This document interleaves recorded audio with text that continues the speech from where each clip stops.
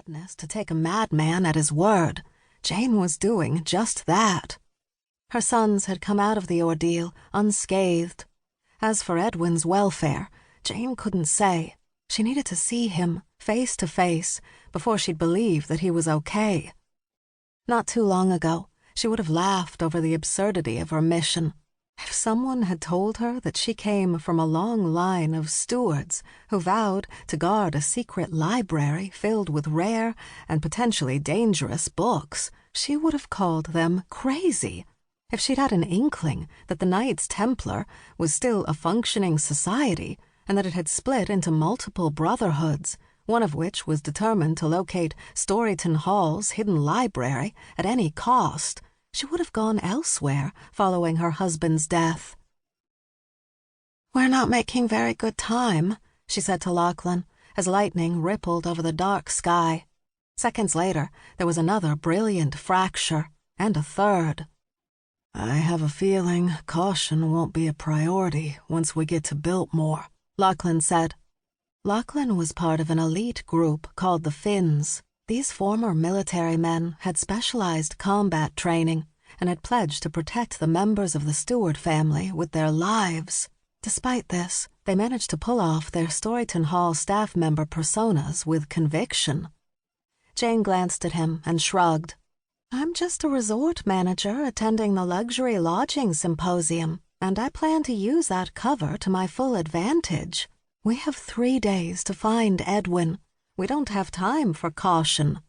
If Biltmore is a secret Templar hideout, their people will monitor everyone who passes through their doors, just as we do," Lachlan said. "We might be able to count on one employee. When I met Master Gardener Gerald Tucker at a lecture on rehabilitating raptors, I knew he was a really decent person.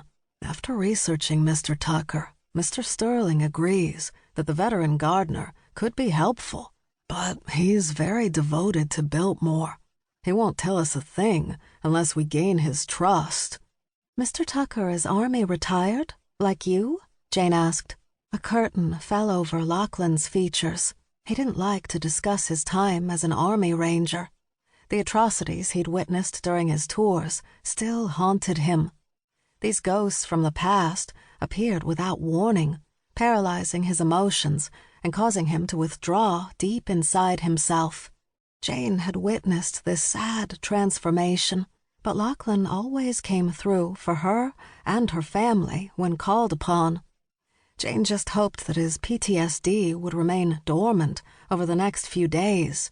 Lachlan was the only person she had to rely on, and Jane needed his fighting and tracking skills.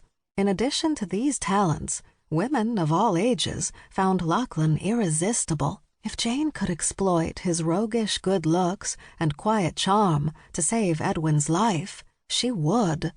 "What about your Biltmore manager friend?" "Julian Douglas," Jane repeated the name for Lachlan's benefit. "He's a former manager. He doesn't have the level of responsibility he once did, but he can access restricted areas of the estate.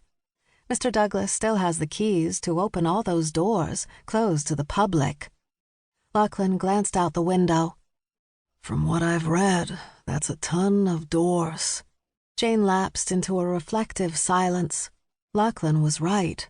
There were lots of doors, and rooms, and outbuildings. The French-style chateau had 250 rooms and over 4 acres of floor space. Storyton Hall was an impressive manor house, but Biltmore was colossal in comparison. One of the things that separated the two estates was money. Biltmore's coffers never seemed to run dry. The gardens and lawns were impeccably manicured. There were multiple inns, shops, and eateries on the grounds, and an army of staff kept everything in tip-top order. During the past week, Jane and Sinclair, Storyton Hall's head librarian, had read everything they could about Biltmore. They began their research by familiarizing themselves with its construction. They studied blueprints, photographs, newspaper articles, letters, and archived materials referring to the chateau. Jane felt that she knew George Vanderbilt and his incredible house after reading so much material. However,